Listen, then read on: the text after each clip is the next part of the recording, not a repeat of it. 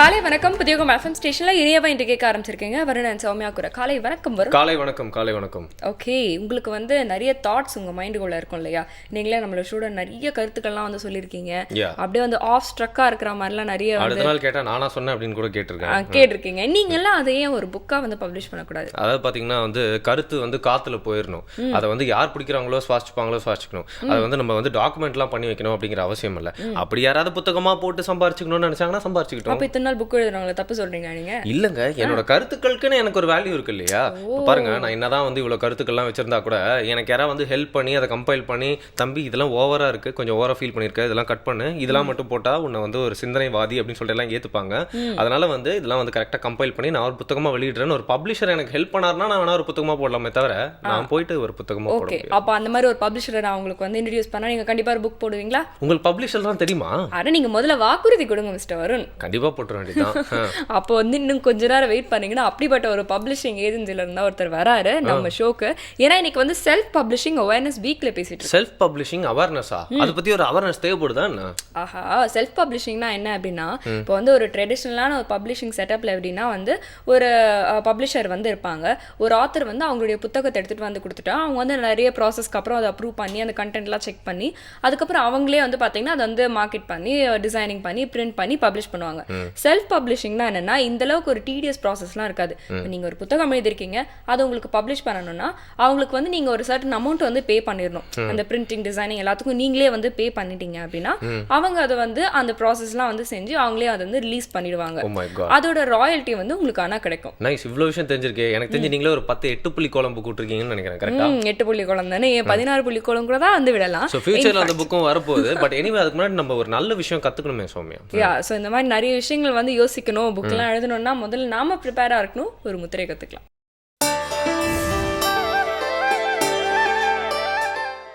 வணக்கம். நலம்பெறும் முத்திரைகள் மற்றும் விரல்களை மருத்துவர் வரிசையில் இன்றைக்கி நம்ம பார்க்க போகிறது வந்து குளிர் ஜுரம் அப்படின்ற ஒரு நோய்க்கான ஒரு தீர்வு. குளிர் ஜுரம் வந்துச்சு அப்படின்னா எந்த காலத்தில் வேணாலும் வரலாம். இது வந்து வெயில் காலத்தில் வரணும், குளிர் காலத்தில் வரணும் அப்படின்றது இல்லை. எந்த சூழ்நிலையில் இருந்தாலும் நீங்கள் இந்த 3 முத்திரைகளையும் வந்து பயன்படுத்துறதுக்கு தயங்கக்கூடாது. காய்ச்சல் அப்படின்னாலே நமக்கு எதனால் வருது அப்படின்றத கண்டுபிடிச்சிக்கணும். அதாவது வைரஸ்னால் வந்திருக்கா, அல்லது நம்ம உடம்பு அலுப்புனால் வந்திருக்குதா, அல்லது மற்றவங்ககிட்டருந்து நமக்கு இது பரவி இருக்குதா அப்படின்றதெல்லாம் நீங்கள் தெரிஞ்சு வச்சுக்கணும். இந்த குளிர் ஜுரம் அப்படின்னு சொல்லக்கூடிய இந்த குளிர் காய்ச்சலுக்கு இருக்கக்கூடிய 3 முதிரைகள் என்னென்னு பார்த்தீங்கன்னா, முதல்ல வந்து லிங்க முதிரை செய்யணும், 2வது வாதி முதிரை செய்யணும், 3வது பிராண முதிரை செய்யணும். முதல்ல எப்படி செய்கிறோம் பாருங்கள். உங்களுடைய கைகளில் 2 கைகளையும் இப்படி கோர்த்துக்குங்க. ஏதோ ஒரு கையினுடைய ஆள்காட்டி விரலும் பெருவிரலும் ஒன்றோட ஒன்று இப்படி தொட்டுக்குங்க. அதுக்கு நடுவில் இருக்கக்கூடிய அந்த பெருவிரலை வந்து இப்படி நீட்டி வச்சுக்கணும். இந்த முதிரைக்கு பேர் வந்து லிங்க முதிரை.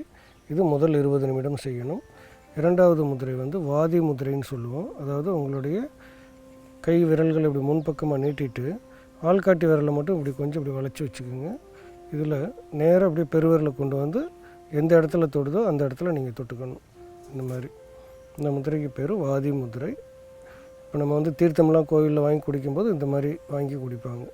இது வந்து ஒரு அருமையான முதிரை. இது வாதி முதிரை. 3வது முதிரை பிராண முதிரை. மோதிர விரலும் சுண்டு விரலும் பெருவிரல் நுனியில் சேர்ந்துட்டு மற்ற 2 விரல்களையும் நீட்டி வச்சுருக்கணும். இந்த மாதிரி மறுபடியும் ஒரு தடவை பாருங்கள். முதல்ல லிங்க முதிரை, 2வது வாதி முதிரை, 3வது பிராண முதிரை. இப்போ காய்ச்சல் அப்படின்னா நம்ம ஒரு நாளைக்கு 2 முறை கூட நம்ம இந்த முதிரைகளை பயன்படுத்தலாம். ஒரு நாளைக்கு வந்து அதிகபட்சமாக முதிரைகளின் பயன்பாடு அப்படின்றது வந்து 3 மணி நேரம் கணக்கு. எந்த முதிரை வேணாலும் நீங்கள் பயன்படுத்தலாம். ஆனால் அதிகபட்சமாக மொத்த முதிரைகளினுடைய கூட்டு அளவு அப்படின்னு பார்த்தீங்கன்னா 3 மணி நேரத்துக்கு மேலே பயன்படுத்த வேண்டாம். உடம்பு வந்து ரொம்ப சோர்வாயிரும். அதனால் இந்த 3 மணி நேரத்துக்கு குறைவான நேரத்தில் நம்ம முதிரைகளை பயன்படுத்திக்கலாம். இப்போ மூலிகை அப்படின்னு எடுத்துட்டிங்கன்னா எல்லா வீட்டு முன்னாடியும் வந்து தும்பைப்பூ இருக்கும். தும்பைப்பூ வந்து ஒரு தேவலோக பெண்களினுடைய அமைப்பாக கருதப்படுகிற ஒரு பூ. அது அந்த தும்பைப்பூ வந்து இருந்துச்சுன்னா நீங்கள் இந்த மாதிரி தொற்று நோய்களுக்கு பயப்படவே வேண்டியதில்லை. தும்பைப்பூ வந்து சும்மா சாதாரணமாக நீங்கள் தொட்டியில் வச்சாலே வளர்ந்துடும். அந்த தும்பைப்பூவில் வந்து ஒரு 20 பூ எடுத்துக்கோங்க. ஒரு 50 ml பசும்பாலும் 50 ml வந்து சாதாரண தண்ணியும் எடுத்து ஒன்றா கலந்து கொதிக்க வைங்க. கொதிக்க வச்சு அந்த தண்ணி வற்றி மறுபடியும் பால் 50 ml வந்த உடனே இறக்கிடுங்க. இறக்கிட்டு வெதுவெதுப்பான சூட்டில் அந்த பூவை சாப்பிட்டுட்டு அந்த பாலை குடிச்சிடணும். இது காலையில் ஒரு முறையும் இரவு ஒரு முறையும், முதிரைகளும் காலையில் ஒரு முறையும் இரவு ஒரு முறையும் பயன்படுத்திட்டு வரும்போது இந்த குளிர் ஜுரம் அப்படின்னு சொல்லக்கூடிய இந்த காய்ச்சலானது நம்மை விட்டு ஒரு 3 நாட்களில் மொத்தமாக விலகி விடுவதற்கான வாய்ப்பு இருக்குது. விரைவில் நலம் பெறுங்கள். வணக்கம், நன்றி. இந்த மாதிரி முத்திரை கற்றுக்கிட்டோம்னா உங்களோட தாட்ஸ்லாம் என்னன்னு உங்களுக்கு முதல்ல புரியும். அந்த தாட்ஸ்லாம் கரெக்டாக இல்லையான்னு நீங்களே டிசைட் பண்ணுவீங்க. அந்த தாட்ஸில் ஏதாவது தப்பு இருந்தால் சில மாற்றங்கள் எடிட்டிங்லாம் சேர்ந்து ஒரு கரெக்டான தாட்டாக எடுத்துகிட்டு போய் ஃபேஸ்புக்கில் ஸ்டேட்டஸாக போட்டுற வேண்டியதான். நீங்கள் புக் எழுதுறதை பற்றி சொல்கிறீங்க, ஆனால் புக் படிக்கிறதே வந்து ஒரு தெரப்பெட்டிக்கான ஒரு விஷயம் அப்படின்னு தான் வந்து சொல்கிறாங்க. எக்ஸாக்ட்லி, புக் படிக்கிறது கண்டிப்பாக ஒரு தெரப்பெட்டிக்கான விஷயம். அதனால தான் வந்து ஒரு அம்மா வந்து தன்னோட வயிற்றில் ஒரு குழந்தையை சுமந்துட்டு இருக்கும்போது ஒரு சூப்பரான புக்கு படிச்சாங்கன்னா அதோட இம்பாக்ட் அந்த குழந்தையோட மூளைக்கு போய் சேருதுன்னு எல்லாம் சொல்கிறாங்க. கிரேட். இந்த மாதிரி இன்னும் நிறைய விஷயங்கள் வந்து புக் எழுதுறது படிக்கிறது சம்மந்தமாக நம்ம வந்து டிஸ்கஸ் பண்ணி தெரிஞ்சுக்கலாம் ஒரு சின்ன பிரேக் அப்புறம். புதியுகம் FM ஸ்டேஷன்ல இது இனியவை இன்று.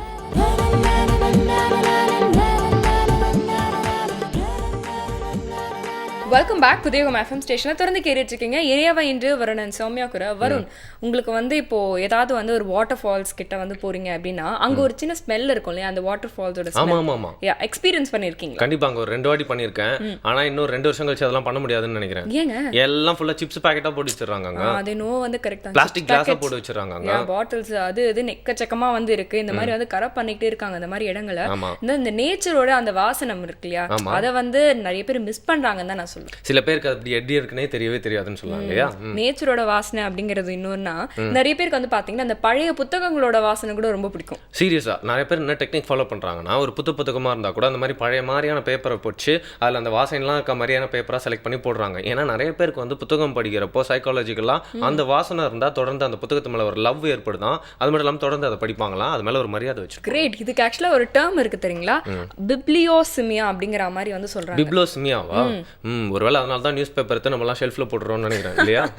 இருக்கலாம். ஆனா வந்து நம்ம என்னதான் வந்து இந்த புக்ஸ் பத்தி வந்து சொன்னாலும், ஆர்டிஃபிஷியலான விஷயங்களை பத்தி வந்து சொன்னாலும், நேச்சரோட ஸ்மெல் தான் வந்து என்னைக்குமே அவுட்ஸ்டாண்டிங். ஆமாங்க, அதனால நம்ம எல்லாருமே ஓலைச்சுவடியில எழுதுனதை மட்டுமே படிப்போம் அப்படிங்கிறீங்களா நீங்க? அப்படிலாம் சொல்ல வரல, ஒரு நேச்சுரோபதியில வர ஒரு விஷயத்தை வந்து முதல்ல தெரிஞ்சுக்கலாம்னு சொல்ல வரேன். பார்க்கலாம்.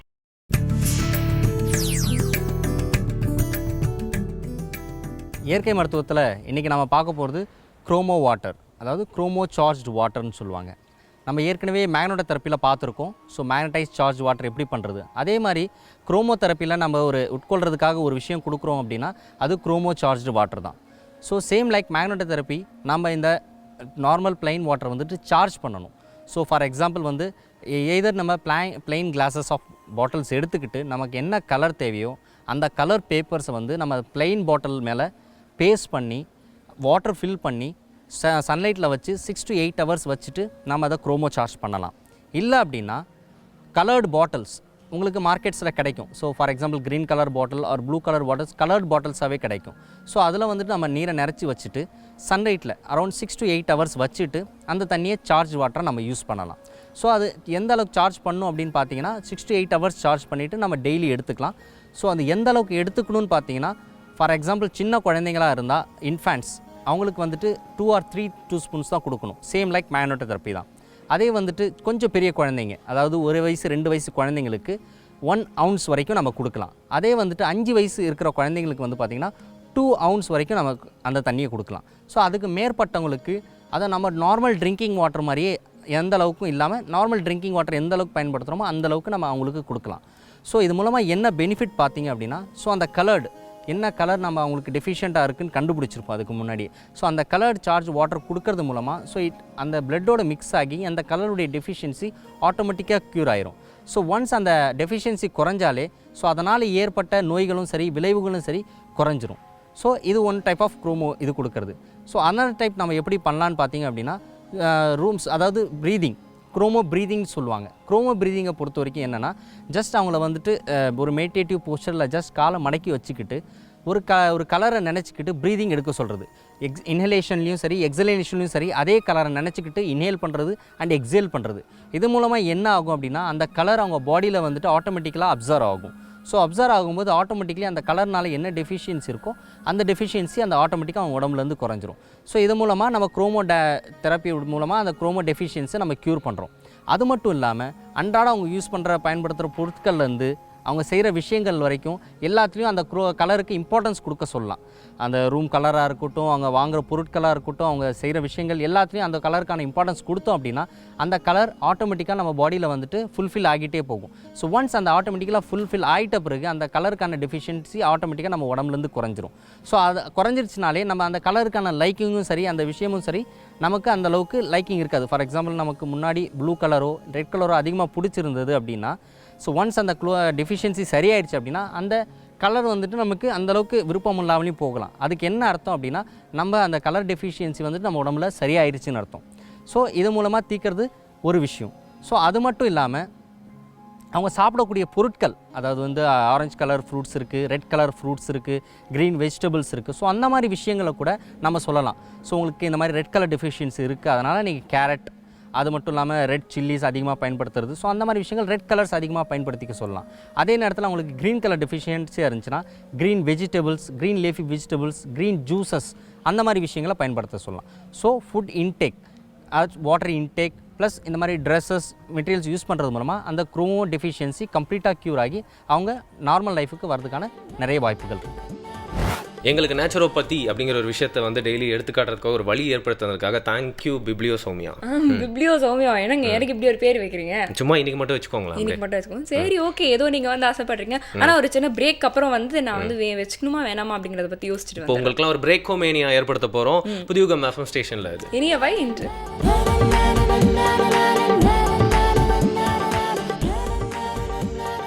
Welcome back. புதியுகம் எஃப்எம் ஸ்டேஷனில் தொடர்ந்து கேட்டுட்ருக்கீங்க. இனியாவை இன்று ஒரு சௌமியாக்குற நிறைய ஸ்மெல்ஸ் பற்றிலாம் வந்து டிஸ்கஸ் பண்ணிட்டு இருந்தோம் இல்லையா? இப்போ ஒவ்வொரு இடத்துல வந்து ஏதாவது ஒரு பர்ஃப்யூம் ஸ்மெல்லோ இல்லை ஏதாவது ஒரு இந்த நேச்சுரான ஏதாவது ஒரு ஸ்மெல்லோ வந்து நம்ம மைண்டில் வந்து ரெஜிஸ்டர் ஆகிடும்.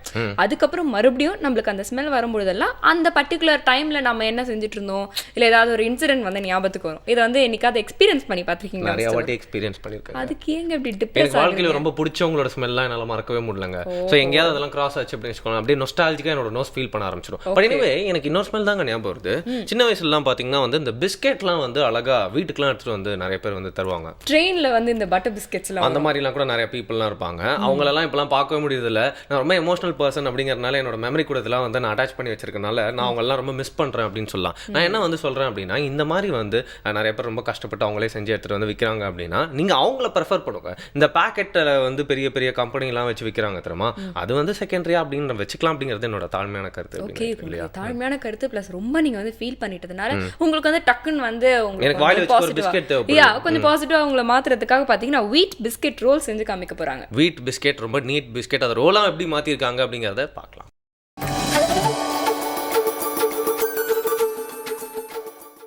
இனிய காலை வணக்கம். இன்றைக்கி பசுமை உணவுகள் நிகழ்ச்சிக்கு உங்கள் எல்லாத்தையும் வரவேற்கிறதுல மிகுந்த மகிழ்ச்சி அடைகிறேன். இப்போ இன்றைக்கி நம்ம பார்க்க போகிறது வந்து ஒரு ஸ்நாக் ஐட்டம் தான் பார்க்க போகிறோம். இப்போ டெய்லியும் உங்கள் குழந்தைங்க ஸ்கூல்லேருந்து வந்ததுக்கப்புறம் இப்போ கண்டிப்பாக கேட்பாங்க பசிக்குதுமா அப்படின்னு சொல்லிட்டு.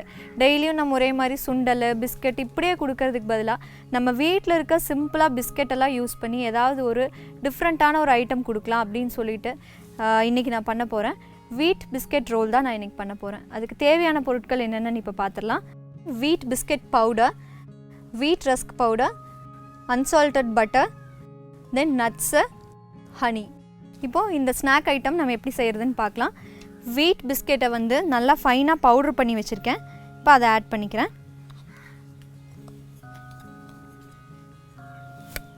தென் வீட் ரஸ்க்கு. இப்போ நீங்கள் இது வாங்குறது எல்லாமே வந்து சால்ட் இல்லாததாக கேட்டு வாங்கிக்கோங்க. ஏன்னா இதில் சால்ட் வந்துச்சுன்னா ஸ்வீட்னஸ் இன்னும் கொஞ்சம் நம்ம அதிகமாக ஆட் பண்ணும், டேஸ்ட் கொஞ்சம் சேஞ்ச் ஆகும். இப்போ இதில் வந்து வீட் ரஸ்க் பவுடர் ஆட் பண்ணுறேன். தென் ஹனி ஆட் பண்ணுறேன் ஸ்வீட்னஸ்க்கு.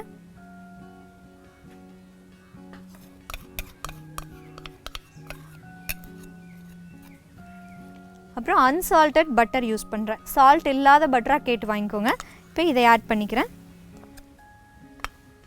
ஃபஸ்ட்டு இதை வந்து நல்லா இப்படி மிக்ஸ் பண்ணிக்கோங்க. எல்லாமே பிளெண்ட் ஆகிற மாதிரி நல்லா கம்ப்ளீட்டாக மிக்ஸ் பண்ணிக்கோங்க ஸ்பூன்லேயே. அந்த பட்டர் வந்து நீங்கள் மெல்ட் பண்ணி வச்சுருந்தீங்கன்னா மெல்ட் பண்ணி யூஸ் பண்ணிக்கலாம், இல்லாட்டி இந்த மாதிரி பட்டராகவே யூஸ் பண்ணிக்கலாம்.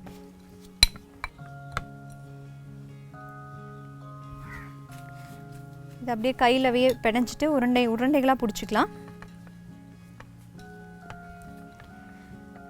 இப்போ இது ரொம்ப குயிக்காக பண்ணிடலாம். இது வந்து ஆக்சுவலாக ஒரு லட்டு மாதிரின்னு வச்சுக்கோங்களேன். நம்ம என்னென்னா வீட்டில் இருக்க பிஸ்கெட்டு, தென் வந்து பட்டர், ஹனி இதெல்லாம் யூஸ் பண்ணி ரொம்ப குயிக்காகவும் பண்ணிடலாம். அதே மாதிரி வந்து குழந்தைங்களுக்கும் பிடிக்கும். நம்ம டெய்லி ஒரே மாதிரி கொடுக்கறதுக்கு பதிலாக இந்த மாதிரி டிஃப்ரெண்ட்டான வெரைட்டிஸாக நம்ம கொடுக்கலாம். இதை வந்து நான் பால்ஸ் மாதிரி பண்ணிக்கிறேன்.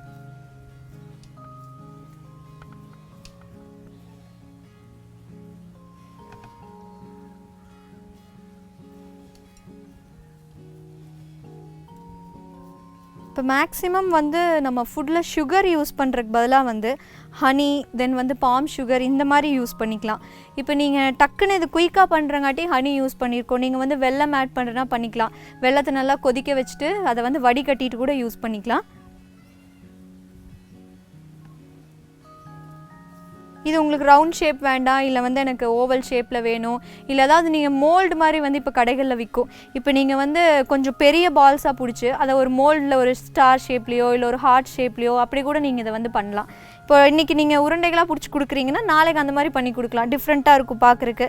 மெயினாக நம்ம எந்த ஃபுட்டு எடுத்துக்கிட்டாலுமே வந்து ப்ரெசன்டேஷன் பார்த்தோன்னு தான் சாப்பிட்றக்கே பிடிக்கும். இப்போ நீங்கள் எவ்வளோ நல்லா சமைச்சாலும் எடுத்து தட்டில் பரிமாறுறதுல தான் இருக்குது. இப்போ பால்ஸ் ரெடி ஆயிடுச்சு. இப்போ இதில் வந்து இந்த நட்ஸை வந்து நம்ம ஃபுல்லாக ரோல் பண்ணிக்கலாம். இந்த நம்ம கட் பண்ணி வச்சுருக்கோம் இல்லைங்களா நட்ஸு, இதை வந்து அப்படியே இதில் ரோல் பண்ணிக்கலாம்.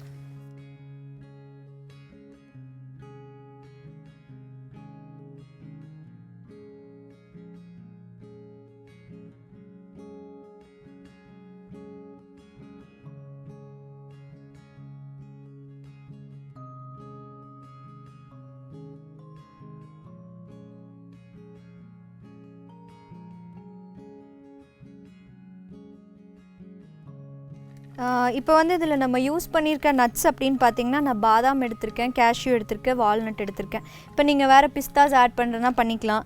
இப்போ வந்து ஏதோ ஒரு ஃபார்மேட்டில் நட்ஸ் வந்து டெய்லி ஒரு 2 பீஸ் ஆச்சு குழந்தைகளுக்கும் பெரியவங்களும் எடுத்துக்கிறது வந்து ரொம்பவுமே நல்லது. இப்போ வந்து இந்த பால்ஸை நம்ம ஒரு ரோல் மாதிரி பண்ணிக்கலாம்.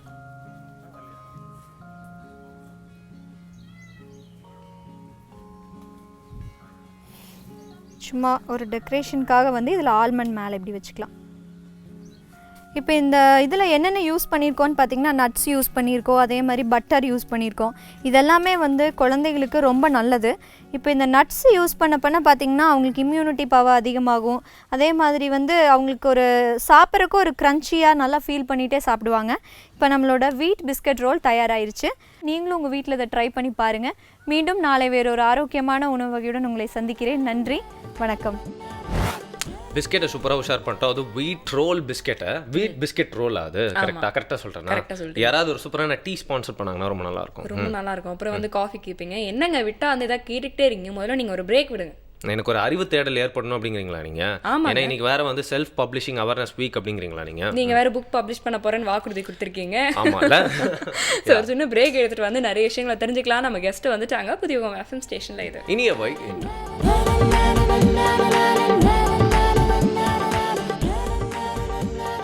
வெல்கம் பேக் புதிய FM ஸ்டேஷனில் திறந்து கேட்டுட்ருக்கீங்க. கிரியாவை இன்று வருண் அண்ட் சௌமியா கூட செல்ஃப் பப்ளிஷிங் அவேர்னஸ் வீக்கில் பேசிகிட்டு இருக்கோம். எல்லாருமே வந்து ஒரு புத்தகம் வந்து எழுதணும், பப்ளிஷ் பண்ணணும், அது மூலயமா வந்து இன்னும் நிறைய விஷயங்கள் வந்து சாதிக்கணும் அப்படிங்கிற ஒரு கனவோட நிறைய பேர் வந்து இருப்பாங்க. இன்ஃபேக்ட் நம்ம நாட்டில் தான் வந்து அதிகமான ரீடர்ஸ் கூட வந்து இருக்கிறாங்களாம். ஸோ ஒரு கரெக்டான பிளாட்ஃபார்ம் இருக்கிற ஒரு டைமாக தான் இதை நம்ம பார்க்குறோம் இல்லையா? எக்ஸாக்ட்லி. நம்ம நாட்டில் மக்கள் தொகை அதிகமாக இருக்குது அப்படிங்கிறனால கொஞ்சம் பேர் படித்தாலே நிறைய பேர் ரீடர்ஸ் இருக்காங்க அப்படிங்கிற மாதிரி ஆயிடுது. பட் நிறைய பப்ளிஷர்ஸ் இருக்காங்க அப்படின்னு நம்ம சந்தோஷப்படணும். ஏன்னா நிறைய பேரோட எழுத்துக்கள் வந்து சேர்றதுக்கு காரணமாக இருக்கவங்க அவங்க தான் அப்படின்னு சொல்லலாம். ஸோ அந்த பணியை பற்றி நம்ம ஏதோ வந்து புக்கு வாங்குறப்போ என்ன பப்ளிஷர்ஸ் என்ன பப்ளிஷிங் கம்பெனி மட்டும் பார்த்துடுறோம். பட் அந்த ஹோல் ப்ராசஸ் பற்றி தெரிஞ்சுக்கிறதுக்காக இந்த நாள் நம்ம தேர்ந்தெடுத்திருக்கோம். யார் வந்திருக்கா அதை பற்றி பேசுகிறோம். எக்ஸாக்ட்லி. ஸோ இதை பற்றி பேசுறதுக்காக ஜனா பிள்ளை அவர்கள் வந்திருக்காரு. அவர் நோஷன் பிரஸோடைய கோ-ஃபவுண்டர். வணக்கம் sir. Thank you so much for coming. வணக்கம் சார். ஃபர்ஸ்ட் ஆஃப் ஆல் உங்களோட பேக்ரவுண்ட் பற்றியும் நோஷன் பிரஸ் பற்றியும் சொல்லுங்கள். நோஷன் பிரஸ் வந்து நான் என்னோட school mates Bhargava and Naveen கூட சேர்ந்து 2012 ஆரம்பித்தேன். இது அவங்க 2 பேரும் ஃபஸ்ட்டு ஒரு புக் பப்ளிஷ் பண்ணுறதுக்கான என்கிட்ட ஒரு ஸ்கிரிப்டை கொண்டு வந்தாங்க. கொண்டு வரச்சில நான் ரொம்ப க்ளோஸ் ஃப்ரெண்டு. நானே வந்து என்னால் பப்ளிஷ் பண்ண முடியாதுன்னு ரிஜெக்ட் பண்ணிட்டேன். அது ரிஜெக்ட் பண்ணதில் அவங்க ஒரே அதிர்ச்சியாக போச்சு.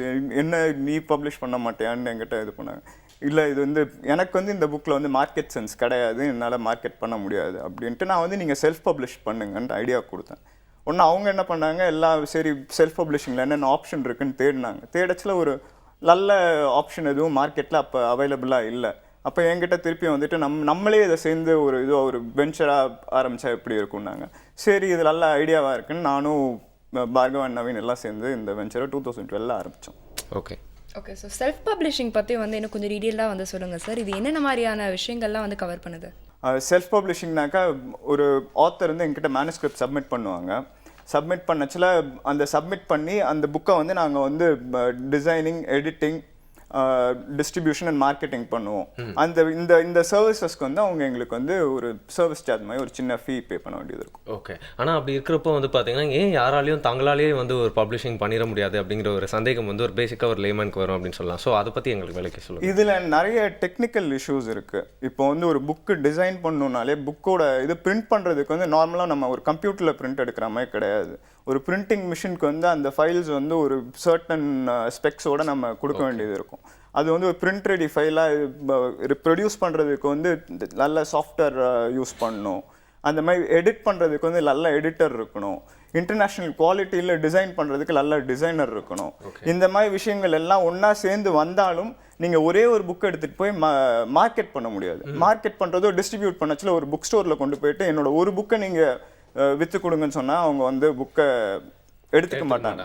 ஸோ அந்த மாதிரி ஒரு பப்ளிஷர் மூலமாக போச்சுல தான் இந்த மாதிரி என்ட்ரி. நம்ம பப்ளிஷ் பண்ணிடுறோம், எல்லாத்தையும் நம்ம பண்ணியாச்சு, மார்க்கெட் கொண்டு போகணுன்னா உங்களால் முடியாது. ஒரு தனி ஒரு ஆத்தராக போச்சுல உங்களுக்கு வந்து சக்ஸஸ் வந்து அதில் வந்து ரொம்ப ரொம்ப கஷ்டம். நைஸ். பட் ஒரு ஹானஸ்டான ஒரு விஷயம் சொல்லணும் அப்படின்னு பார்த்தீங்கன்னா வந்து நிறைய நேரத்தில் வந்து நம்ம புக்ஸை வந்து டக்குன்னு போய் எடுத்து பார்க்குறதே வந்து அது உள்ள இருக்க கண்டென்ட் பார்த்து நம்மளுக்கு படித்தா தான் தெரியும். இருந்தாலும் அதோட அவுட்லுக் நீங்கள் சொன்ன மாதிரி பார்த்தோன்னா தான் நிறைய பேர் அட்லீஸ்ட் கையில் எடுத்து பார்க்குறாங்கன்னு சொல்லலாம் இல்லையா?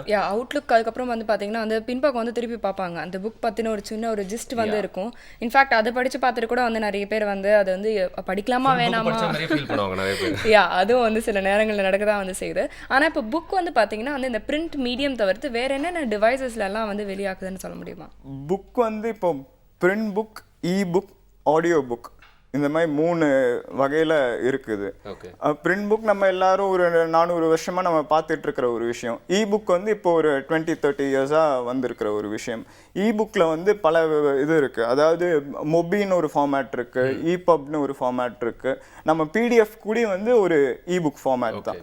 இது ஆடியோ புக் வந்து நம்ம புக்கை வந்து எப்படி ஒரு பாட்டு கேட்குறோமோ அந்த மாதிரி ஒரு MP3 MP4 ஃபார்மேட்டில் ஒரு நல்ல நரேட்டர் வந்து அதை படித்து இது பண்ணி இது பண்ணுறது ஆடியோ புக். ஓகே. ஆனால் இப்போ பார்த்தீங்கன்னா நிறைய ஆப்ஸ் வந்துருக்கு, உங்களுக்கே தெரியும். ஆமாம், ஆப் பேஸ்டு இதுவும் புக்கு வந்துட்டு இருக்கு. இப்போ சமீப காலத்தில் ஆப் பேஸ்டு புக்கும் வந்துட்டு இருக்கு. ஓகே. ஆனால் நிறைய பேர் பார்த்தீங்கன்னா இப்போ கிண்டல் மூலியமாக தான் வந்து நிறைய விஷயங்களை வந்து பார்க்குறாங்க, புதுசாக எல்லாமே பண்ணுறாங்க அப்படின்னு கூட சொல்லலாம். இதே மாதிரி வந்து நிறைய பேக்கேஜஸ் வந்துச்சு.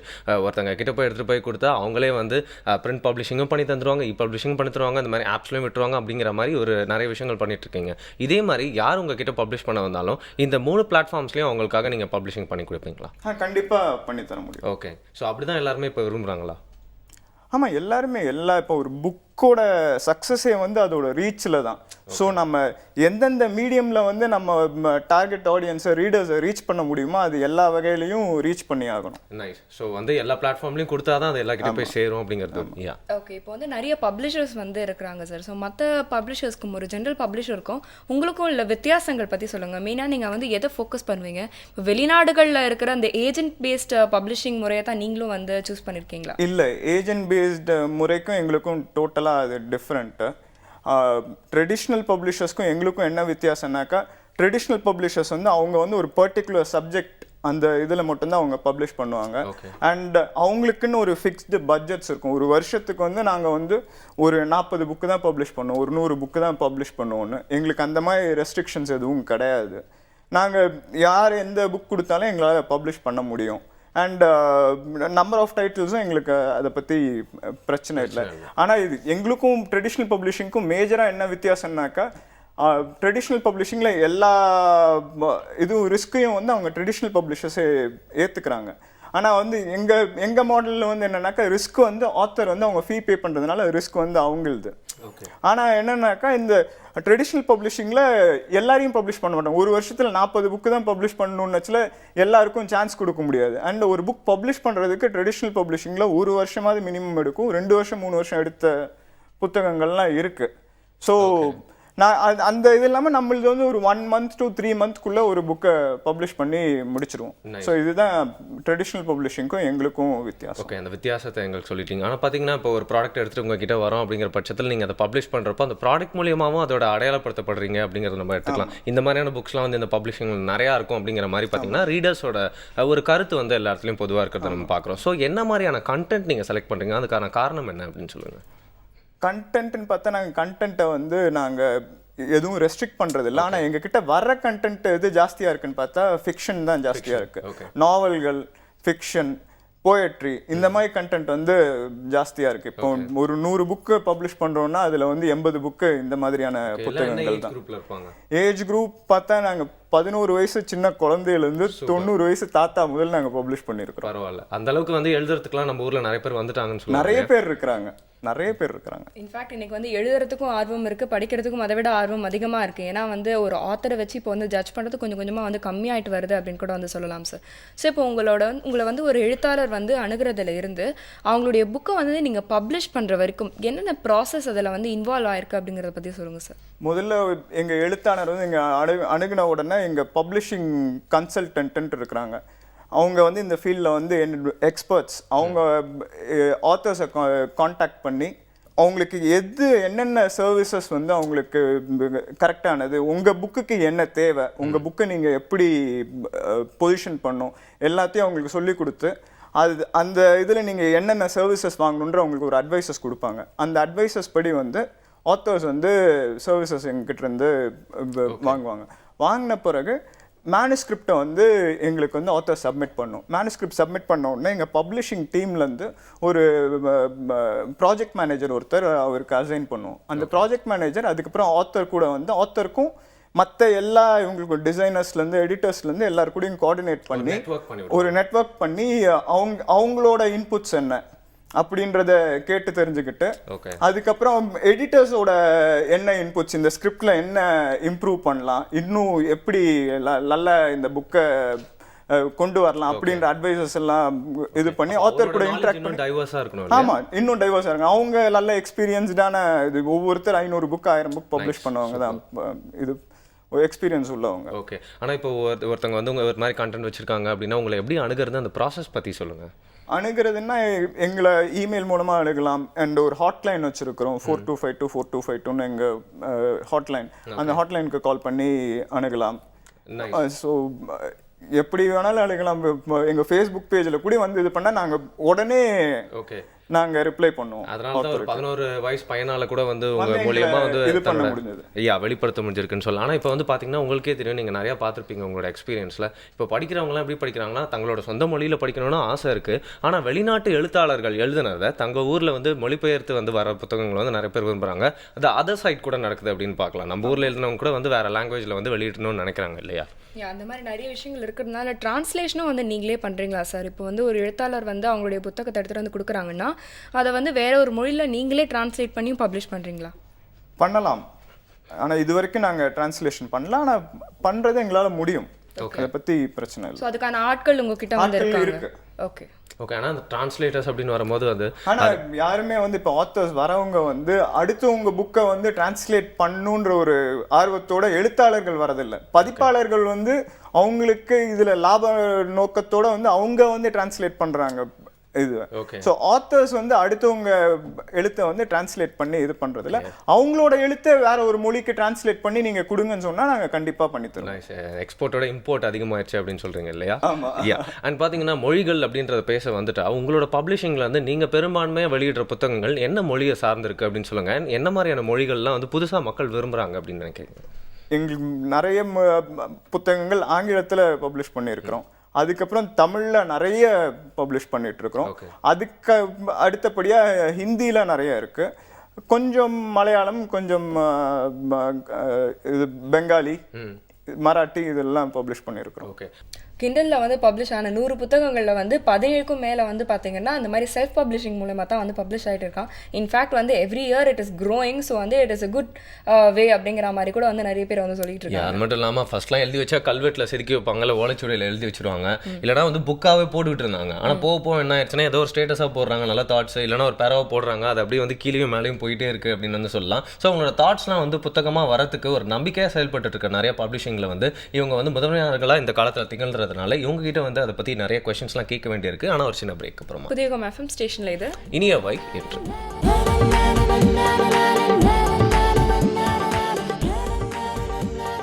Welcome back again. இனியவன் நிகழ்ச்சியை புதிய FM ஸ்டேஷனில் எல்லாருமே கேட்டு என்ஜாய் பண்ணிருக்கீங்க. பப்ளிஷிங் அவேர்னஸ் வீக் அப்படிங்கிறதுனால வந்து ஏன் பப்ளிஷிங் அவேர்னஸ் அப்படின்னு சொல்லியிருக்கோன்னா பார்த்தீங்கன்னா எல்லாருமே புத்தகங்களை படிச்சிருப்பாங்க, புத்தகங்களை கடக்காமல் வந்து யாருமே லைஃப்பில் இருக்கவே முடியாதுன்னு சொல்லலாம். பட் அந்த பப்ளிஷிங் அப்படிங்கிறது எப்படி பண்ணுறாங்க நிறைய பேர் யோசிச்சிருப்பாங்களா அப்படின்னு தெரியல. அப்படி யோசிச்சிருந்தாலும் நிறைய பேருக்கு தெரியாது அப்படின்னு நம்ம சொல்லலாம் இல்லையா? ஸோ அந்த மாதிரி ஒரு டாபிக் பற்றி இன்னைக்கு எல்லாருக்கும் தெரிஞ்சுக்கிறதுக்கு ஒரு வாய்ப்பாக இன்னைக்கு ஜனாபிள்ளை சார் கிட்ட நிறைய விஷயங்கள் கேட்டுருக்கோம். பிஹைண்ட் ஸ்க்ரீன் மாதிரி வந்து பிஹைண்ட் தி புக் அப்படிங்கிற ஆஸ்பெக்ட்ல கேட்டுட்டு இருக்கோம். திரும்ப பேசலாம்.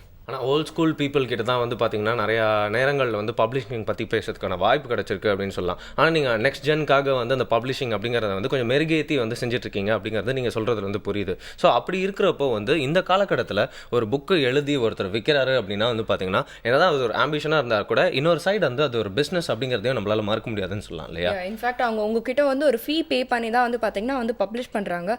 ஸோ இன் ரிட்டர்ன்ஸ் அவங்களுக்கு வந்து அவங்க போட்ட வந்து காசை வந்து எடுக்க முடியுமா? அவங்களுக்கு வந்து திருப்பி வந்து கிடைக்குமா? கண்டிப்பாக கிடைக்கும். நான் எங்ககிட்டயே வந்து பெஸ்ட் செல்லர்ஸ் நிறைய பேர் பப்ளிஷ் பண்ணியிருக்கிறாங்க. இப்போ ஒரு ஆத்தர் வந்து Amazon.comல வந்து அவங்க ஜேகே ரவுலிங்கை விட ஜாஸ்தி புத்தகங்கள் விற்றுருக்குறாங்க. ஜேகே ரவுலிங்கோட கேஷுவல் வேக்கன்சியை விட அவங்க புக்கு வந்து ஒரு சர்டன் பாயிண்ட் ஆஃப் டைம் இன்னும் மேலே இருந்திருக்குது. ராயல்ட்டிஸும் நிறைய சம்பாதிச்சிருக்கிறாங்க.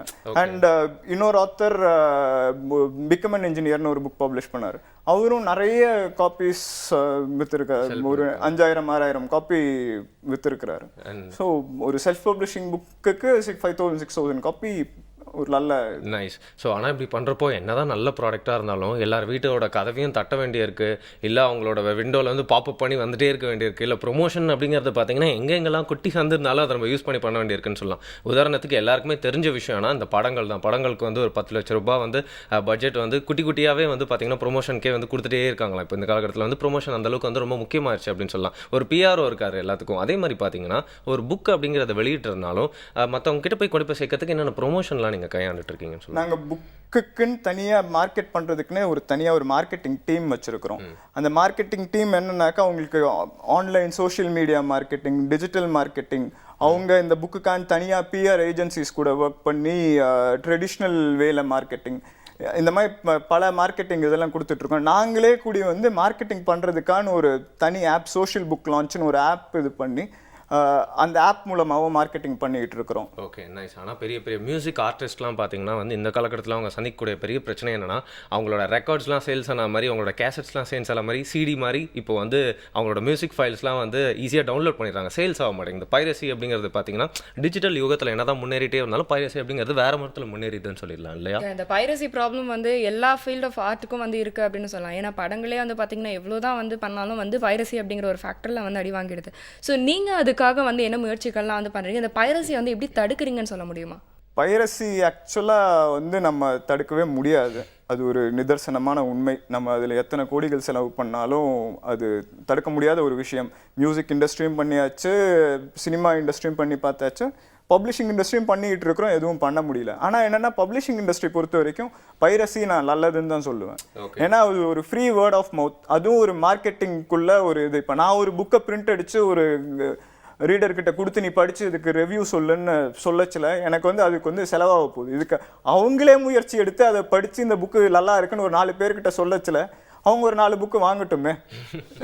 ஆனால் ஒரு நல்ல டெக்னிக்காக தான் இருக்குது இது அப்படின்னு சொல்லலாம். ஆனால் இப்போ நீங்கள் என்கிட்ட சொல்கிறதுனால எனக்கு வந்து ஒரு புக் எழுதணுன்ற ஆசை இருந்துச்சுன்னா உங்களை மாதிரி ஒரு பர்சனை நான் மீட் பண்ணுவேன், எனக்கு அதாவது வழி கிடச்சிருக்கு அப்படின்னு சொல்லிட்டு நான் உங்களை வந்து அப்ரோச் பண்ணுவேன். இதே மாதிரி பார்த்தீங்கன்னா ஹிடன் டேலண்ட்ஸ் வந்து நம்ம தமிழ்நாடு ஃபுல்லாக இல்லை கண்ட்ரி ஃபுல்லாகவே ஒழிஞ்சிருப்பாங்க. ஏன் ஒரு ஸ்கூல் பையன் வந்து மை லாஸ்ட் பீரியட் அப்படின்னு சொல்லிட்டு டெய்லி அவனோட ஸ்கூலில் இருக்க கடைசி பீரியடை பற்றி ஒரு பேஜில் எழுதியே பார்த்தீங்கன்னா ஒரு வருஷம் ஃபுல்லாக எழுதி அதுவே ஒரு புக்காக வந்து அவன் வச்சிருக்கான். அதை யாரோ சும்மா எதாச்சும் அவன் டீச்சர் படிக்க போய் வந்து அந்த பையன் பையன் அவ்வளோ எழுதியிருக்கான் அப்படிங்கிறது தெரிஞ்சது. இதே மாதிரி நீங்கள் வந்து கல்லூரிகள் இல்லை பள்ளிகளுக்கு போய் இந்த மாதிரி யங் டேலண்ட்ஸ் எல்லாம் ஃபைண்ட் அவுட் பண்ணுறதுக்கு ஏதாவது வழியை கையாண்டுருக்கீங்களா? நாங்கள் ஆக்சுவலாக எங்கள் கம்பெனி ஆரம்பித்ததே வந்து இதில் வந்து ஒரு ஷார்ட் ஸ்டோரி கான்டெஸ்ட் ஒன்று ரன் பண்ணோம். ஃபேஸ்புக்கோட எங்கள் வெப்சைட்டை லிங்க் பண்ணி எங்கள் வெப்சைட்டில் பப்ளிஷ் பண்ணாக்கா அந்த ஸ்டோரி வைரலாக பாப்புலர் ஆகிற மாதிரி அந்த சாஃப்ட்வேரை இது பண்ணி லான்ச் பண்ணோம். அதில் பார்த்தோன்னே தான் தெரிஞ்சு இது இந்தியாவில் வந்து இத்தனை ஆத்தர்ஸ் இருக்கிறாங்கன்னு.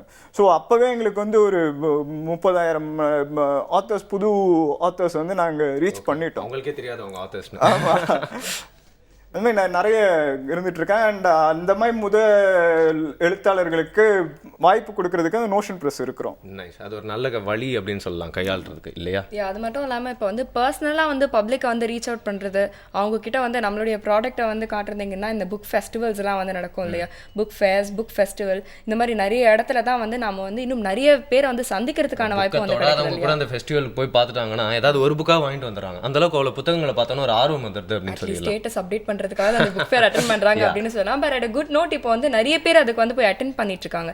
ஸோ நீங்கள் அதை வந்து எப்படி வந்து யூட்டிலைஸ் பண்ணிக்கிறீங்க சார்? இப்போ ரீடர்ஷிப் ரொம்ப ஜாஸ்தி ஆயிருக்குது. அண்ட் எல்லா புக் ஃபேர்ஸ்லேயும் ஃபுட்ஃபால்ஸ் வந்து இன்க்ரீஸ் ஆகிட்டே இருக்குது. அண்ட் நாங்கள் வந்து இந்த மாதிரி ஒவ்வொரு ஃபேர்லேயும் நாங்கள் டைரெக்டாக போய் கலந்துக்கிறோம். போன வருஷம் கூட டெல்லி வேர்ல்ட் புக் ஃபேரில் நாங்கள் கலந்துக்கிட்டோம். இந்த மாதிரி இந்த வருஷம் இப்போ கொல்கட்டாவில் பார்ட்டிசிபேட் பண்ண போகிறோம், டெல்லியில் பார்ட்டிசிபேட் பண்ண போகிறோம், நம்ம சென்னை புத்தக காட்சியிலையும் பார்ட்டிசிபேட் பண்ண போகிறோம். ஓகே. அண்ட் நீங்கள் வந்து இப்போ ஆரம்பிச்சு ஒரு 4 இயர்ஸாக ஃபுல் அண்ட் ஃபுல் ஒர்க் பண்ணிட்டு இருக்கீங்க இதை சம்மந்தப்பட்டே வந்து சுற்றி அண்ட் அதுக்கு முன்னாடி இந்த துறையில் நீங்கள் இருந்திருக்கீங்க அப்படிங்கிறனால அந்த காலகட்டத்துக்கும் கொஞ்சம் கொஞ்சமாக நீங்கள் பார்க்குற மாற்றங்கள் என்ன? அதாவது வாசகர்கள் கிட்ட எந்த மாதிரியான ஏஜ் குரூப் வந்து இப்போ அதிகமாக வந்து புத்தகங்கள் படிக்கின்ற ஆர்வம் இருக்குது, எந்த அளவுக்கு நம்ம சமூகத்தில் புத்தகங்கள் படிக்க வந்து அவங்களோட பேரண்ட்ஸோ இல்லை அவங்க மேலே இருக்கவங்களோ வந்து அவங்க கீழே இருக்கவங்க இல்லை பசங்களுக்கு இல்லை யாருக்கெல்லாம் கற்றுக் கொடுக்குறாங்களோ அவங்களுக்குலாம் வந்து அட்வைஸ் பண்ணுறாங்க நிறையா புக்கு படிக்கிறதுக்காக? இப்போ குழந்தைகளுக்கு வந்து புத்தகம் படிக்கணுன்ற ஆர்வம் வந்து ரொம்ப ஜாஸ்தியாக இருக்குது. ஏன்னா இப்போ ஒவ்வொரு ஃபேர்லேயும் சரி, இல்லாட்டினா என்ன புக்கு விற்குதுன்னு பார்க்கச்சில ஜாஸ்தி வந்து சின்ன குழந்தைகளுக்கான புக்கு தான் வந்து என்றைக்குமே அதுதான் ஜாஸ்தி விற்குது. நம்பர் 1 அதுதான். அண்ட் கொஞ்சம் இப்போ இந்த சேத்தன் பகத், அமிஷன்னு மாதிரி ஆத்தர்கள்லாம் வந்த பிறகு யூத்தும் வந்து ஆக்சுவலாக நிறைய படிக்க ஆரம்பிச்சிட்டாங்க. நடுவில் கொஞ்சம் ஒரு 5-6 வருஷம் முன்னாடி வந்து அவங்கெல்லாம் புக்குன்னா ஒரு காலேஜ் பசங்க அதை ஒரு யாரும் வாங்க மாட்டாங்க. ஒரு சினிமாவுக்கு வந்து ஒரு 100 ரூபா 200 ரூபா டிக்கெட் கொடுத்து வாங்குவாங்களே தவிர ஒரு 50 ரூபா புக்குக்கு கொடுக்க மாட்டாங்கன்ற ஒரு நிலைமை இருந்தது. போய் இப்போ அவங்களும் இந்த மாதிரி பாப்புலர் ஆத்தர்ஸ் அவங்கள டார்கெட் பண்ணி புக்ஸ் வர ஆரம்பிச்ச பிறகு அவங்களும் படிக்க ஆரம்பிச்சிட்டாங்க. ஓகே, ஏதோ ஒரு விதத்தில் எல்லாரும் படிச்சா சரி. வாசிப்பு வந்து ரொம்ப அதிகமாயிருக்கு. Nice nice. இன்ஃபேக்ட் வந்து யங் ரீடர்ஸ் வந்து இப்போ ஒரு ட்ரெண்டாக வந்து மாறிட்டு இருக்கு அப்படிங்கிறதும் வந்து சொல்லலாம் சார். உங்களுடைய பப்ளிஷிங் மூலமா வந்து வெளிவந்த பிரபலமான புத்தகங்கள் ஏதாவது 1-2 வந்து எங்களுக்காக சொல்ல முடியுமா? மர்டர் அட் ரதர்ஃபோர்ட் ஹால்னு பிபி கொல்லேரி அவங்க எழுதின புக். என்ன மாதிரியான ஒரு புத்தகம் அது? இது வந்து ஒரு மர்டர் மிஸ்ட்ரி, ஒரு ஷெர்லாக் ஹோம்ஸ் நாவல் மாதிரி ஒரு இது. ரேச்சல் மார்க்கம்ன்ற ஒரு லேடி டிடெக்டிவ் அண்ட் அவங்க ஹஸ்பண்ட் சேர்ந்து இந்த மர்டர் எல்லாம் சால்வ் பண்ணுற மாதிரி. இது வந்து இவங்க ஒரு 5 புக் எழுதினாங்க. இந்த 5 புக்குமே பெஸ்ட் செல்லர். ஆசம். ஸோ இந்த மாதிரி ஜானருக்கு எப்போவுமே ஒரு வரவேற்பு இருக்கிறது நம்மளால பார்க்க முடியுது இல்லையா? ஏன் அது மட்டும் இல்லாமல் இப்போ ஒரு புக் ப்ரைஸிங் அப்படிங்கிறது ஒரு பெரிய விஷயமா இருக்குன்னு நினைக்கிறேன். நீங்கள் பண்ண மார்க்கெட்டிங்கில் அதை நீங்கள் வந்து ஒரு ஆர்ச் பண்ணி கண்டுபிடிச்சிருப்பீங்க அப்படின்னு சொல்லலாம். ஸோ என்ன மாதிரியான புக் ப்ரைஸிங் பண்ணால் அதை வாங்குறதுக்கு ரொம்ப ஈஸியாக இருக்குது? நீங்கள் என்ன க்ரைட்டீரியாவில் அதை ஃபிக்ஸ் பண்ணுறீங்கன்னு சொல்லுங்கள். நாங்கள் புக் ப்ரைஸிங் எப்படி பண்ணுவோம்னாக்கா முதல்ல புக்கோட ப்ரொடக்ஷன் காஸ்ட் என்னென்னு கேல்குலேட் பண்ணிடுவோம். அது கேல்குலேட் பண்ண உடனே மார்க்கெட்டில் காம்படிட்டிவ் புக்ஸ் இதே மாதிரியான புத்தகங்கள் என்ன ப்ரைஸிங் இருக்குன்னு பார்ப்போம். அண்ட் அதுக்கப்புறம் வந்து இந்த புக்கோட கண்டென்ட் வேல்யூ என்ன. சில சமயம் காம்படிட்டிவ் புக்ஸ் இருக்கும், ஆனால் இதில் வந்து எக்ஸ்ட்ரா இது வரைக்கும் யாருமே சொல்லாத விஷயங்கள் இந்த புக்கில் சொல்லியிருக்கும். ஸோ அந்த கண்டென்ட்டுக்குன்னு ஒரு மதிப்பு இருக்கும். ஸோ அதையெல்லாம் அனலைஸ் பண்ணி எங்களோட எக்ஸ்பர்ட் டீம் வந்து ஆத்தர்ஸ்க்கு வந்து அட்வைஸ் கொடுப்பாங்க. நீங்கள் இந்த புக்குக்கு வந்து மினிமம் இவ்வளோ ப்ரைஸ் வைக்கலாம் அண்ட் இவ்வளோ ப்ரைஸ் வச்சா உங்களுக்கு இவ்வளோ ராயல்ட்டின்னு இது பண்ணி. அண்ட் எங்கள் பெஸ்ட் திங் என்னென்னா நாங்கள் எங்களோட கம்பெனியில் ராயல்ட்டி வந்து 100% ஆத்தர்ஸ்க்கு கொடுத்துருவோம். அதான் ராயல்ட்டி பற்றி எனக்கு ஒரு சந்தேகம் இருந்துச்சு. ஸோ அது 100% அவங்களை போய் சேர்றதுனால அவங்களுக்கு ஒரு உத்வேகமாக அது இருக்கும் அப்படின்னு சொல்லலாம் இல்லையா? ஆமாம். ஸோ ராயல்ட்டி பற்றி சொல்லுங்கள் சார். மற்றவங்கலாம் வந்து எப்படி வந்து இதை கையாளுறாங்க, நீங்கள் எப்படி வந்து கொடுக்குறீங்க? அண்ட் ராயல்ட்டி கரெக்டாக எழுத்தாளர்களுக்கு போய் எந்த மாதிரி சேருது? மற்றவங்க இப்போ ட்ரெடிஷ்னல் பப்ளிஷர்ஸ் பார்த்தாக்கா அவங்க ஒரு 10% ராயல்ட்டி இல்லாட்டினா 50% ராயல்ட்டி அந்த மாதிரி கொடுப்பாங்க. இதுதான் ஜென்ரலாக ட்ரெடிஷ்னல் பப்ளிஷர்ஸ் கொடுக்குறது. செல்ஃப் பப்ளிஷிங் கொடுத்தாங்க அவங்க ஒரு 50% கொடுக்குறாங்க. ஆனால் நாங்கள் வந்து என்னன்னாக்கா 100%ம் ஆத்தருக்கே கொடுத்துட்றோம். ப்ராஃபிட்டில் என்ன ப்ராஃபிட் வருதோ அது அவ்வளவும் ஆத்தர்ஸ்க்கு தான். ஏன்னா அவங்க தான் ரிஸ்க் எடுக்கிறாங்க. ஸோ அதில் வந்து நாங்கள் ஷேர் வாங்குறது வந்து முறை கிடையாது. அதனால் 100% அவங்களுக்கு கொடுத்துட்றோம். அண்ட் ராயல்ட்டி எல்லாமே வந்து எவ்ரி குவார்ட்டர் கரெக்டாக அவங்களோட அக்கௌண்ட் டீட்டெயில்ஸ் முதலே வாங்கிடுவோம். அந்த அக்கௌண்ட்க்கு வந்து எங்களோட பேங்கர் மூலமாக டைரெக்டாக போய் சேர்ந்துடும். Thank you so much sir. இவ்வளோ நேரம் வந்து ரொம்ப பொறுமையாக எங்களோட கேள்விக்கெல்லாம் வந்து பதில் சொன்னீங்க. Thank you so much. தேங்க்யூ. திறந்த நிறைய விஷயங்கள் நம்ம நிகழ்ச்சியில் பார்க்கலாம். பதிவு எஃப்எம் ஸ்டேஷனில் இது இனியவை இன்று.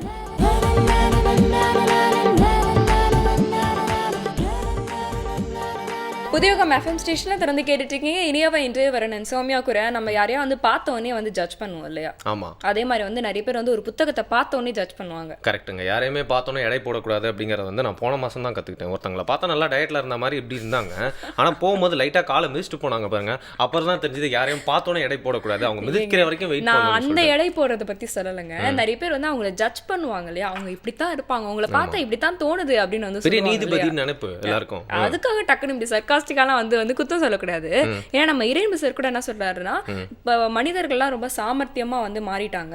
அதனால அவங்களை நீங்க வந்து ஜட்ஜ் பண்ண முடியாது. அவங்க லுக்ஸை வச்சு நீங்க ஜட்ஜ் பண்ண முடியாது. Oh my god, நிறைய பீப்புள் வந்து செம்மையா நடிப்பாங்க தெரியுமா? அவங்க வந்து பாத்தீங்கன்னா ரொம்ப நல்லவங்க மாதிரி நடிச்சு நிறைய பேரோட லைஃப் எல்லாம் ஏமாத்திலாம் போயிருப்பாங்க. நிறைய சூழ்நிலைகள்ல நிறைய விஷயங்கள்ல அப்படின்னு கூட சொல்லலாம். ஸோ இந்த காலகட்டத்தில் வந்து எந்த அளவுக்கு மனிதர்கள் எல்லாம் மாறிட்டு வராங்க அப்படின்னு பாத்தீங்கன்னா, சிறு குழந்தையில இருந்தே இந்த மாதிரி வேர்ல்டு வந்து கரப்டா இருக்கிறதுனால இந்த மாதிரி சிச்சுவேஷன்ஸ்க்கு எல்லா குழந்தைகள் கூட அடாப்ட் ஆகி வந்து ரொம்ப இன்டெலிஜென்ட்டா பிறக்குதான். ஸோ இன்டெலிஜென்ட் அப்படிங்கிறது அந்த மூளை அப்படிங்கிறத வந்து சரியான வகையில் வந்து பயன்படுத்தணும் அப்படிங்கிறதுக்கு மனிதர்களுக்கு சொல்லிக் கொடுக்கணும். ஸோ நம்ம எந்த மனிதரையும் பார்த்தோம் நல்லவங்க ஜட்ஜ் பண்ணிடக்கூடாது அப்படிங்கிறதுக்காக எப்படி நம்ம இதெல்லாம் ஹேண்டில் பண்ணணும், யாரும் நம்மளுக்கு கைட் பண்ண ரொம்ப நல்லா இருக்கும். அதான் இறையன்பு சார் வெயிட் பண்ணிட்டு இருக்காரு. பார்க்கலாம்.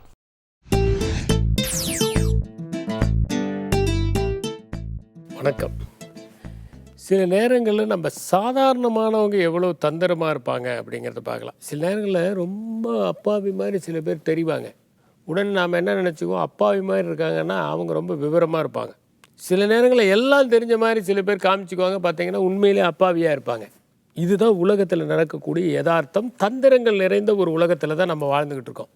சில நேரங்களில் நம்ம அப்பியரன்ஸை பார்த்து இவர் அப்பாவி, இவர் ரொம்ப வெகுளி, இதெல்லாம் வந்து ஒரு 5 நிமிஷத்தில் நம்ம முடிவுக்கு வந்துடுறது. ஒருத்தரை பார்த்த உடனேயே, அதாவது 50 வருஷம் அவங்களோட இருக்கிறவங்களாலேயே அவங்கள எடை போட முடியாது.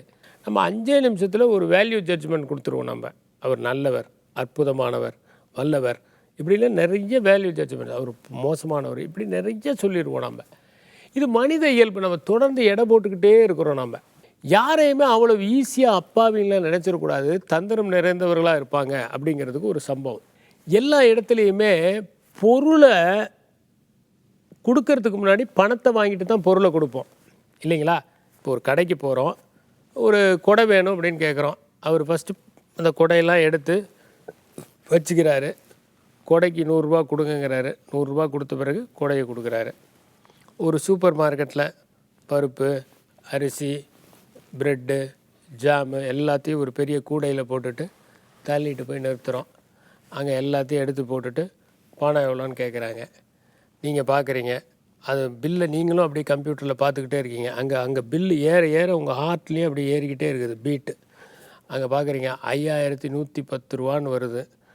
நீங்கள் வந்து கையில் 5000 ரூபா தான் வச்சுருக்கீங்க.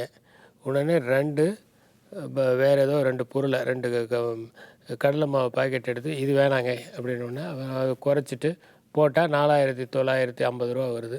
நாங்கள் 5000 ரூபான்னு ஃபஸ்ட்டு பணத்தை கொடுத்துறீங்க. பணத்தை கொடுத்துட்டு வாங்கிட்டு வரீங்க. முடிஞ்சு போச்சா? ஒரே ஒரு இடத்துல தான் பொருளை ஃபஸ்ட்டு அனுபவிச்சுட்டு அப்புறமேல் பே பண்ணுறது. அது எதுனா ரெஸ்டாரண்ட்டில். எங்கேயாவது முதல்லையே பணத்தை கொடுத்துட்டு தோசை சாப்பிடுங்கிறாங்களா? முதல்லையே பணத்தை கொடுத்துருங்க, அப்போ தான் இட்லி 2 கொண்டு வருவேன்னு எங்கேயாவது சொல்கிறாங்களா? ஒரே ஒரு இடத்துல தான். ஏன் அதனாலனா, உலகம் முழுவதுமே ஒரு நம்பிக்கை என்னென்னா, அன்னத்தை விற்கக்கூடாது. 3 நம்பிக்கை இருந்தது. அன்னம், ஔஷதம், சிக்ஷா, 3ஐயும் விற்கக்கூடாது. அன்னம்னா சாதம், ஔஷதம்னாக்க மருந்து, சிக்ஷானா கல்வி, இது 3ஐயும் விற்கக்கூடாது அப்படிங்கிறது. அதனால தான் அந்த காலத்துலலாம் சத்திரங்கள் தான் இருக்கும், ஃப்ரீயாகவே சாப்பாடு போடுவாங்க இந்தியாவில். அதில் இன்றைக்கும் அந்த கான்செப்டில் என்ன பண்ணோம்னா ஃபஸ்ட் எடுத்தோடனே பணத்தை கட்டிட்டு போய் சாப்பிடுன்னு சொல்கிறது இல்லை. அந்த வேணும்னா அந்த செல்ஃப் சர்விங் இடங்களில் மட்டும் டோக்கனை வாங்கிட்டு போய் கொடுத்து வாங்குறது இருக்கலாம். மற்றபடி 90% ஆஃப் இடத்துல நம்ம சாப்பிட்ட பிறகு தான் பணத்தை கொடுக்குறோம். இப்போ ஒரு ரெஸ்டாரண்ட்டில் என்ன பண்ணியிருக்காரு, ஒரு ஆள் வந்திருக்காரு, பார்க்க வந்து ரொம்ப ஒரு இவர் கட்டுவாரா பில்லுங்கிற மாதிரி ஒரு ஆள். ஆனால் யாரும் நீ கட்டுவியா, உங்கள்கிட்ட பணம் இருக்கான்னு கேட்க மாட்டாங்க. அவர் போய் உட்கார்றாரு, நல்லா டேஸ்ட்டாக ஆர்டர் பண்ணி சாப்பிட்றாரு. சாப்பிட்டுட்டு கவுண்டருக்கு வந்தார், பில்லை கொடுக்குறாங்க, இவ்வளோ பே பண்ணணும். உடனே அவர் சொன்னார், நான் உங்களை வந்து ஏமாற்ற விரும்பலை, என் பையில் ஒரு பைசா கூட இல்லை அப்படின்னு. ஆனால் அது இவருக்கு ரொம்ப கோபம் வருது. அப்புறம் ஏன் சாப்பிட்டீங்க? கோபம்லாம் படாதீங்க, கோவப்படாதீங்க, பொறுங்க. நான் சாப்பிட்டதுக்கு உங்களுக்கு பணத்தை செலுத்த வேண்டியது என்னுடைய கடமை, அதை நான் செஞ்சிடணும், அதுதான் முறை. சில பேர் எல்லாம் விவரமாக பேசுவாங்க, அதெல்லாம் முறை. நான் வந்து ஒரு யாசகன், எல்லார்கிட்டையும் போய் இப்படி கையேந்தி யாசகம் வாங்குகிற ஆள். இப்போ நான் உங்கள் பணத்தை கட்டுறது தான் நியாயம். உண்மையிலேயே நான் கட்டாமல் இருக்க மாட்டேன், நான் என்னுடைய சொல்ல மீறவே மாட்டேன், உண்மையான ஆள் நான், யாசகனாக இருந்தாலும். இப்போ நான் மட்டும் போய் யாசகம் எடுத்துகிட்டு வந்தேன்னு வச்சுக்கோங்க, உங்களுக்கு ஒரு சந்தேகம் வரும், நான் ஓடி போயிட்டா என்ன பண்ணுறது பணத்தை எடுத்துக்கிட்டு. இப்போ நான் பாட்டுக்கு போயிட்டு வரவே இல்லைன்னா நீங்கள் என்ன பண்ணுவீங்க, உங்களுக்கு நஷ்டம் தானே. சரி, நீங்கள் என்னோட வரலாம், ஆனால் என்னோட நீங்கள் வந்து அது எவ்வளோ ஒரு அசிங்கம். பார்க்குறவங்க என்ன நினைப்பாங்க, இவரோட இவர் வராருன்னு நினைப்பாங்கல்ல, அது எவ்வளோ பெரிய அசிங்கம். இவ்வளோ பெரிய ஒரு ரெஸ்டாரண்ட் ஓனரு இந்த பிச்சைக்காரனோட திரிகிறாருன்னு நினைக்க மாட்டாங்க, இந்த அற்ப காசுக்காக. அதனால் நான் இங்கே கல்லால் உட்காந்துக்கிறேன், நீங்கள் போய் எனக்கு பதிலாக யாசகம் எடுத்து நான் சாப்பிட்ட அளவு பணம் வந்தோடனே திரும்பி வந்துடுங்க, நான் போயிடுறேன் அப்படின்னாராம். எவ்வளோ ஒரு தந்திரமான ஒரு சம்பவம் பாருங்கள். இது மாதிரியெல்லாம் நம்மளுக்கு நடக்கும் நம்ம வாழ்க்கையில். இதே மாதிரி ரொம்ப தந்திரமான மனிதர்கள்லாம் நம்ம சந்திப்போம். அப்போ இந்த கதையை ஞாபகத்தில் வச்சுக்கணும், நம்ம யாரையும் பார்வையால் எடை போடக்கூடாது.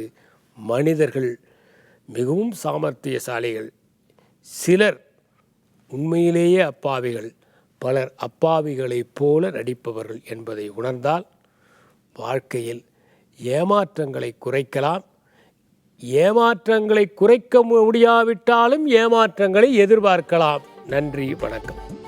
Blurb அப்படிங்கிற ஒரு வெப்சைட் தான் வந்து நான் இப்போ சஜஸ்ட் பண்ண போறேன். ஸ்பெல் பண்ணி காமிக்கிறேன், BLURB, blurb.com. blurb.com. ஓகே. இந்த வெப்சைட் மூலமா நீங்க என்ன பண்ணலாம் அப்படின்னா, உங்களுடைய ஐடியாஸை நீங்க வந்து புக்கா வந்து எழுதிட்டு இந்த வெப்சைட்டோட சப்போர்ட் மூலமா நீங்க அதை வந்து பிரிண்ட் பண்ணலாம்.